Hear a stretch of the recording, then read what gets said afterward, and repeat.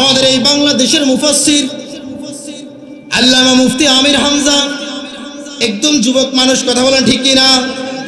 এই আমির হামজা, এই হযরত তিনি যখন কারাগারে যায় নাই, কত সুন্দর করে আলোচনা করতেন, কত সুন্দর শরীরের শক্তি নিয়ে, কত সুন্দর হুঙ্কার দিয়ে দিয়ে বয়ান করতেন।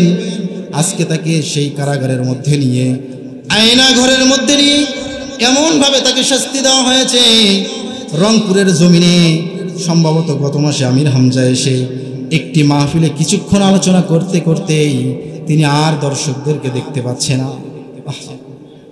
আলোচনা করছেন আমাদের রংপুরে, আলোচনা করতে করতে তিনি বলছে, আমি আর আমার দর্শকগুলোকে ঠিকভাবে দেখতে পাচ্ছি না।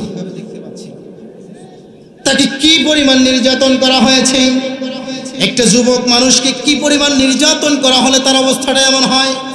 আল্লামা মামুনুল হক তরুতাজা একজন মানুষ, এই মানুষটাকে হুইল চেয়ারে বসিয়ে দিয়েছে, এই মানুষটার হাতে লাঠি ধরিয়ে দিয়েছিল, কথা বলেন ঠিক কিনা? আর আমাদের এই বাংলাদেশের মুফাসসির যিনি জন্ম দিয়েছেন আল্লামা দিলওয়ার হোসেন সাইদি, আল্লামা দিলওয়ার হোসেন সাইদির দাড়িগুলো তো ভালো করে পাকে নাই, আল্লামা দিলওয়ার হোসেন সাইদির মাথার চুলগুলো তো এখনো ভালো করে পাকে নাই। এই মানুষটাকে একদিন নয়, 2 দিন নয়, মাসকে মাস, বছরকে বছর 4 দেওয়ালের কারাগারে বন্ধ করে রেখে কি পরিমাণ নির্যাতন করে আমাদের কোরআনের পাখিটাকে দুনিয়া থেকে বিদায় করে দেওয়া হয়েছে, কথা বলেন ঠিক কিনা? যেই সমস্ত জালেমরা আলেম ওলামাদেরকে, যেই সমস্ত জালেমরা সৎ লোকদেরকে এইভাবে কারাগারে বন্দী করে রেখেছে, যেই সমস্ত জালেমরা সৎ লোকদেরকে শাস্তি দিয়েছে, ঘরের ঘুম হারাম করে দিয়েছে, জেলখানার ভিতরে মশার কামড় খেয়েছে, এই সমস্ত জালেমদেরকে লেজ কেটে আমাদের দেশ থেকে যিনি বিদায় করে দিয়েছেন তিনি কে? আর জোরে বলেন তিনি কে? সে আল্লাহর নামে একবার আমরা তাকবীর দেই, লিল্লাহি তাকবীর। সে আল্লাহ পারে কি পারে না?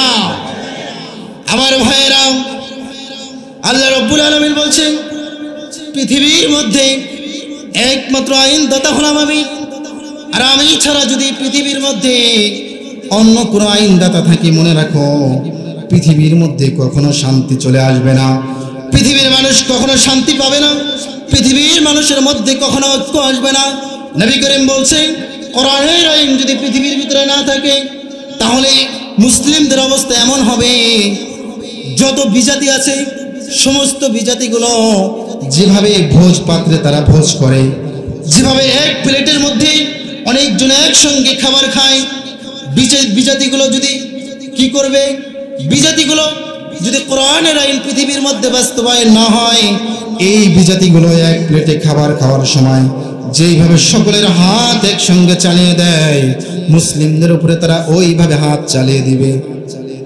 এই জন্য আমাদেরকে সতর্ক হতে হবে, কোরআনের আইন বাস্তবায়ন করতে হবে, আল্লাহর হুকুমে এই জমিনে বাস্তবায়ন করতে হবে। আল্লাহ বলছে আমি ছাড়া যদি আমার আসনে অন্য কেউ বসতে চায়, মনে রাখবা তাহলে কখনো পৃথিবীর মধ্যে কখনো শান্তি আসবে না। আরো এটাও মনে রাখবা, আমি আল্লাহ তাআলা ছাড়া যদি অন্য কেউ আমার আসনে বসতে চায়, লাউ কানা ফীহিমা আলিহাতুন ইন্নাল্লাহা লাফাসাদাতা, আমি আল্লাহ রাব্বুল আলামিন যদি অন্য কাউকে রব বানাই, আমার সঙ্গে যদি আরেকজন পার্টনারশিপ বানিয়ে দেই, তাহলে মনে রাখবে একটা সেকেন্ড এই দুনিয়া ঠিক থাকবে না।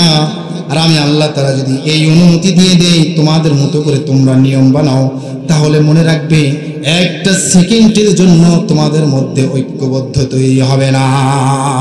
এই জন্য আমাদেরকে ঐক্যবদ্ধ তৈরি করার জন্য যেই হুকুম বাস্তবায়ন করতে হবে সেই হুকুমটা হলো কোরআনের হুকুম, কথা বলা ঠিকই না?